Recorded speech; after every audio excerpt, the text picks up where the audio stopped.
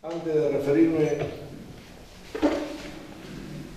al tema de la deuda, que es el tema central de esta mesa, voy a retomar dos o tres conceptos que presenté en la reunión anterior. Lo primero que quiero afirmar es que claramente todos los elementos que en su momento señalé como evidencias de la crisis económica argentina son absolutamente independientes de lo que está pasando con los juzgados. La crisis, o todos los elementos que definen la crisis económica argentina, que pasan en primer lugar hoy por la recesión, en segundo lugar por el ya preocupantemente y creciente proceso inflacionario, una situación fiscal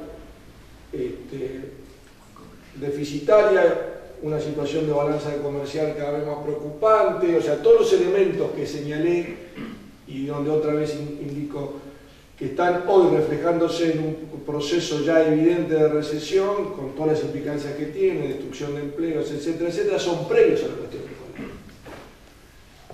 económica. Y de hecho, la suspensión de pago con los holdados hasta la fecha, salvo si alguno en la cabeza tenía la fantasía de que se iba a conseguir financiamiento en los mercados financieros para darle un poco de aire financiero al Estado, nos está perjudicando hasta la fecha en la Argentina, todo lo contrario.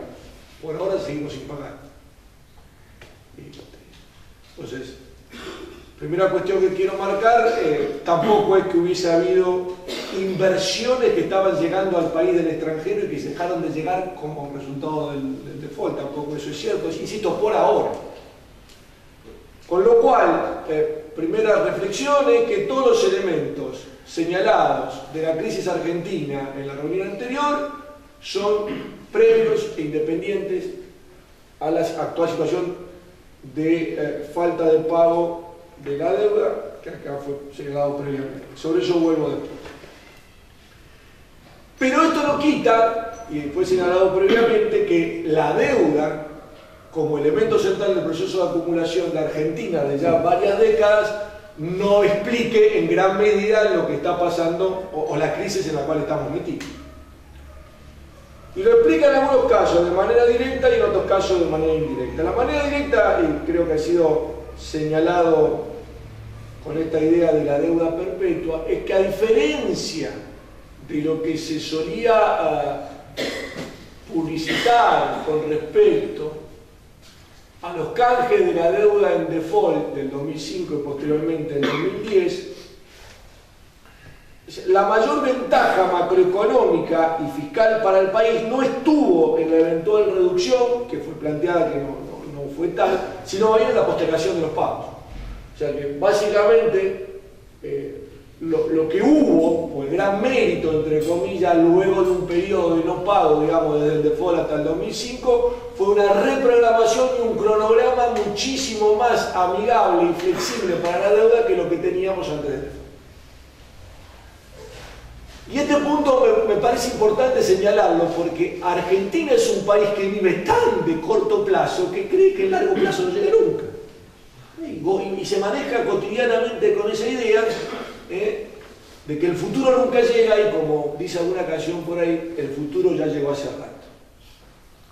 Y lo que estamos viviendo en gran medida es el agotamiento del margen de maniobra que tuvo el país, primero como resultado del default y segundo como resultado de la reprogramación de la deuda, y ese agotamiento del margen de maniobra con respecto a la deuda que se refleja en gran medida en la crisis tiene que ver con lo que se hizo en el medio.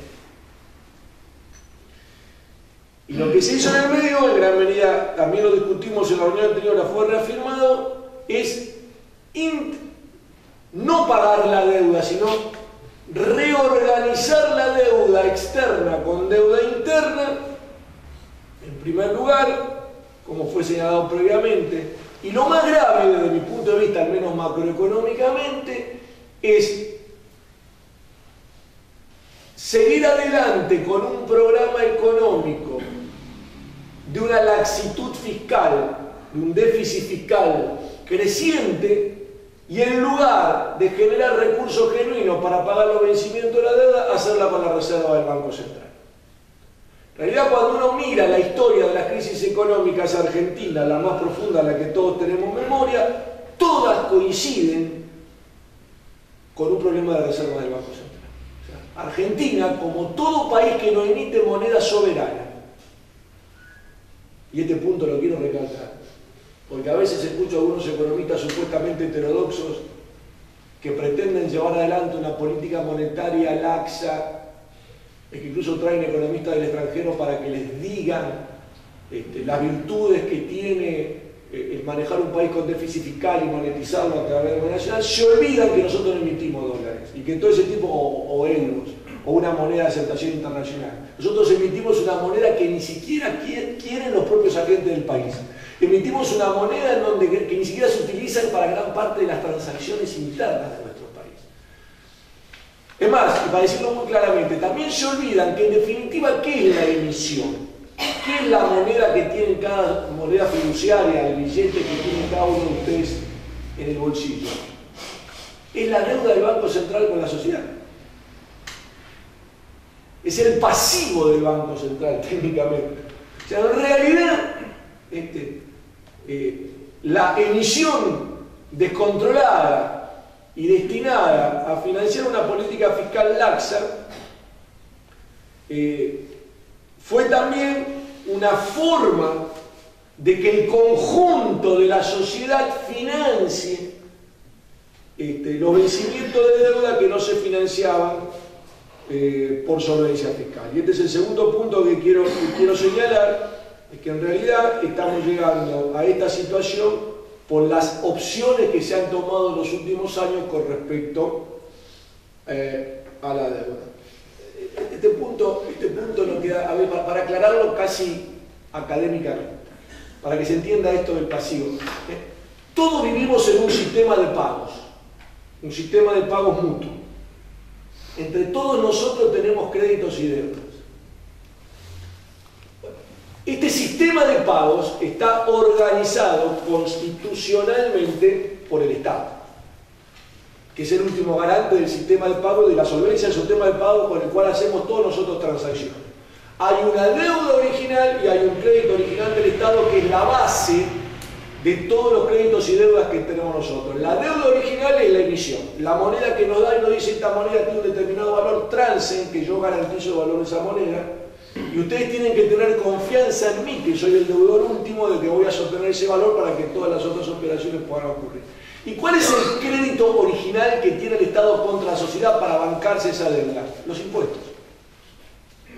El sistema social de pago se conforma sobre una deuda original del Estado, que es el poder de emisión, el monopolio de emisión de la moneda de curso legal, y un crédito original que tiene el Estado, que son los tributos que nos puede reclamar a cada uno de nosotros y sobre los cuales también tiene monopolio, y ese es el sostén del sistema social de pagos. Cuando la relación entre ese crédito y esa deuda no mantiene ciertas y determinadas relaciones técnicas, el sistema social de pagos se empieza a deteriorar. Por ejemplo, cuando las reservas del Banco Central, por los criterios que sean, y no estoy hablando solamente de criterios cuantitativos, empiezan a mostrarse incapaces de responder por el valor de la moneda. Vamos a ver un caso típico que lo vemos todos los días. Si la gente no cree en la moneda y quiere comprar dólares, y el Banco Central no está en condiciones de darle a la gente los dólares que la gente está reclamando, es un síntoma claro que el Banco Central no puede responder por el valor de la moneda. Bueno, concretamente Argentina había llegado a una situación de reserva del Banco Central que superaba niveles históricos de 50.000 millones de dólares, una situación de extrema solvencia, derivada de un proceso, como lo explicamos la vez pasada, de crecimiento económico con superávit fiscal, con superávit comercial, se la fumaron. Pero no solamente que se la fumaron para los pagos de la deuda, sino que también en el medio no hicieron ninguna otra cosa para que, por ejemplo, la estructura productiva hoy de Argentina sea más competitiva del mundo y estemos en condiciones de conseguir más dólares por las exportaciones que hacemos afuera para poder paliar el agujero que habíamos generado. Por todo lo contrario, Argentina sigue hoy con una estructura productiva totalmente dependiente de los recursos naturales, con una industria absolutamente no competitiva, como lo explicamos la vez pasada, pese a todo el discurso de industrialización, y con una estructura de inserción en la economía internacional que es fuertemente dependiente. Y al ser fuertemente dependiente es una estructura también demandante de divisas. Por eso ustedes leen todos los días del diario que estamos en la irracionalidad de que en el Ministerio de Economía dicen, le ordenan al Banco Central, esta semana no pagué ninguna importación. Pero no pagué ninguna importación, después mismo. Porque hay que pagar deuda, porque hay que pagar esto, porque la gente está demandando en las cajas de ahorro los dólares, y los pocos dólares que tenemos, los tenemos que utilizar con otros fines. Con lo cual, claramente, en esta trampa, esto significa más recesión, estructura productiva parada, etcétera, etcétera, etcétera. Entonces, otra vez, la crisis es anterior, es resultado de lo que se hizo y lo que está pasando cotidianamente como materia de deuda es pura y exclusivamente derivada del mal manejo. Entonces la cuestión del default llega como la última anécdota de un proceso que ya se venía complicando en los últimos años, como lo explicamos la vez pasada. Ahora, esta cuestión de la deuda interna y externa, voy a tratar de complementar. Tenía también una lectura en su momento, aparte de la falsa lectura del desendeudamiento, que es mejor la deuda interna que la externa, porque la deuda interna, lo cual no necesariamente es cierto, no está nominada en dólares, gran parte de la deuda interna está nominada en moneda nacional, aunque sí hay tenedores locales de deuda nominada en dólares, particularmente el sistema financiero. Pero concretamente, lo que quiero decir es que esta es una lectura demasiado sencilla, porque en realidad el default de 2001 lo demostró. Si yo defaulteo a un japonés, por poner un ejemplo, el impacto sobre la economía argentina, la economía real, es mínimo. O sea, el impacto que tengo es que me quedo sin financiamiento externo, como nos quedamos en su momento, pero en un contexto de superávit fiscal, de superávit comercial, con otras políticas macroeconómicas, con financiamiento externo, no le genero grandes perjuicios a los agentes económicos locales. Que se perjudica es el que no cobra afuera. Y el problema que tengo, obviamente, es un problema a resolver en los mercados financieros internacionales, en los acuerdos comerciales, etc. Pero si yo defaulteo internamente, el que deja de cobrar es un agente económico doméstico. Si yo defaulteo internamente, el que deja de cobrar es alguien que compra, vende, trabaja o está jubilado en la Argentina. Y yo genero un perjuicio doméstico que puede ser incluso mucho peor desde el punto de vista estrictamente económico que el que puedo generar si estoy defaulteando a un extranjero. Y este punto me parece que es un punto que está poco discutido. De hecho, fue gran parte del problema de Brasil durante mucho tiempo, que tenía una deuda interna muy alta, con tenedores locales fundamentalmente, y tuvo serios problemas, y tiene serios problemas macroeconómicos, porque la falta de pago de esa deuda a nivel local le genera un proceso de freno económico y de recesión y de crisis interna tal vez mucho más fuerte que si defaultea afuera. Entonces, este es otro punto que quiero marcar. El cuarto punto que quiero marcar es que realmente es muy difícil entender qué es lo que quiere hacer el gobierno. O sea, realmente, si la hoja de ruta vudú, como decía el licenciado Giuliano, y hay varios elementos para sostener que es correcta, que es cierta, que esa fue, era lo que pretendían hacer. Pagamos el CIADI, pagamos al Club de París en un acuerdo como lo señalamos la vez pasada, que es realmente vergonzoso, etcétera, etcétera. Hicimos todo eso para volver a los mercados financieros internacionales. ¿Cómo se entiende el no acuerdo con los holdouts? O sea, para eso no hubiésemos pagado. Si vamos a terminar en no pagar a los holdouts, no le hubiésemos pagado al Club de París. Hacía 10 años que no le pagábamos, más 12 años que no le pagamos, podríamos haber seguido sin pagar, seguíamos con los juicios del CIADI, que tal vez... O sea, no se entiende. no se entiende estratégicamente cuál es la política que pretende el gobierno para la deuda. Porque todos los días ofrece una señal absolutamente, no solamente en este campo, por supuesto, sino en casi todos los campos económicos, con lo cual es muy complicado, porque cuando usted tiene que negociar cosas de este nivel, lo menos que espera es que el negociador le ofrezca un panorama claro de qué es lo que quiere hacer.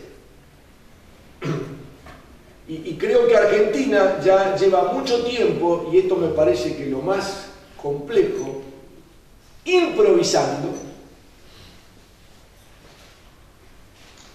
y al mismo tiempo contradiciéndose permanentemente en su estrategia con respecto a la deuda, que es lo mismo que decir en su estrategia con respecto a su inserción internacional.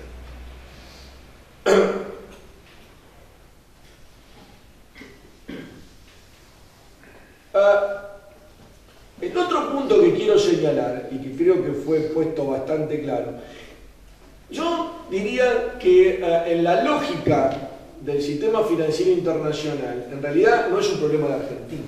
Uno diría que la deuda de los estados soberanos del mundo son impagas.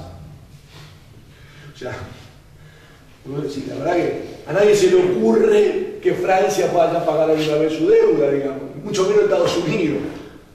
Simplemente es un proceso de monetización y de forma de funcionamiento del capitalismo financiero que tiene ciertas reglas y cierta lógica. Entonces este es el otro punto que quiero marcar. Ese proceso tiene ciertas reglas o cierta lógica. O entras o no entras. O entras o no entras. Ahora, entrar en ese juego y pretender vos poner las reglas, siendo además vos, yo no sé cómo se da un país que realmente no tiene la más mínima importancia a nivel internacional en el juego financiero, tampoco en el juego comercial, es realmente una estrategia que no se entiende. O entras o no entras.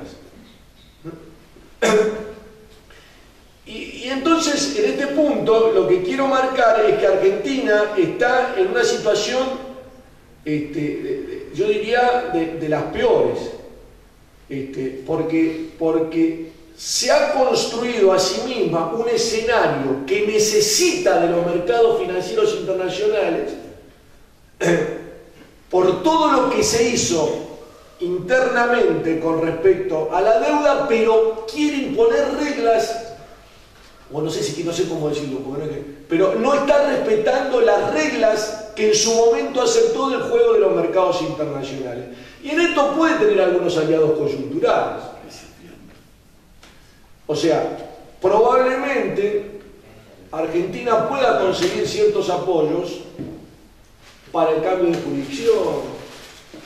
Porque a nadie en los mercados financieros internacionales le cae bien el juez Griesa, Ni yo creo que ni a los propios, ni a Wall Street le cae bien el juez Griesa.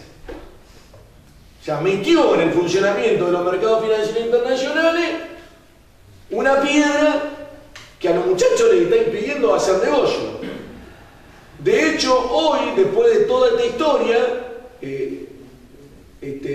más de uno en los mercados financieros internacionales está pensando que Estados Unidos no es un país confiable para ponerlo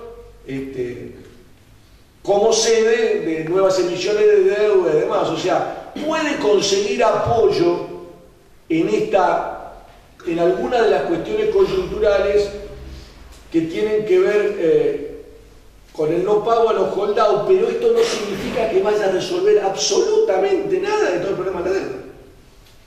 Y mucho menos significa que eso lo va a habilitar para volver a los mercados financieros y conseguir financiamiento. A lo sumo lo va a habilitar para seguir pagando. Con lo cual, todos los problemas en los que estamos metidos y que hacen a la crisis, probablemente incluso se compliquen aún más. Cierro porque me lo están pidiendo. Argentina sigue hoy profundizando su crisis. No hay ningún indicador que en esta última semana, desde la última reunión hasta acá, me haga cambiar mi opinión al respecto, todo lo contrario, cada vez hay más indicadores, sobre todo en la economía real, que la que reacciona finalmente, digamos, de que la crisis se está profundizando. No hay perspectivas ni políticas que se estén adoptando, o que se estén anunciando, o que se estén estudiando, que haga prever que el país va a salir en el corto plazo de esta crisis. El tema de los holdouts es un tema posterior que no resuelve nada, que incluso con su resolución no va a resolver nada, sino que simplemente ha complicado aún más la posibilidad de que Argentina en un plazo corto vuelva a los mercados financieros. Y lo que uno observa es realmente, y por eso a veces es tan difícil opinar de economía de este país, no se tiene claridad respecto de qué es lo que pretende el gobierno en materia económica. Y este me parece que es un punto que quiero recalcar. Son tantas las contradicciones que uno ni siquiera puede hacer juicio de valor. Puede decir ni siquiera que está bien o que está mal. ¿Va para acá o va para allá? Este es el rumbo, entonces no se sabe cuál es el rumbo. Y las contradicciones son absolutas y cotidianas. Vamos a dar un ejemplo incluso casi anecdótico. Una semana vienen a anunciar de que una de las soluciones va a ser que Rusia, como resultado del boicot de Europa, va a ser el gran comprador de productos agropecuarios de Argentina y carne. A la otra semana prohíben las exportaciones de carne y de leche. ¿Qué vamos a hacer? ¿Vamos a vender o no vamos a vender? Pero por favor díganle algo a los productores que quieren saber si vamos a vender o no vamos a vender afuera. Y esto como un ejemplo anecdótico de la última semana. Este tipo de inconsistencia, incongruencia que se notan a nivel sectorial se vuelven incluso mucho más graves cuando tienen que ver con cuestiones macroeconómicas como la de la deuda. Gracias.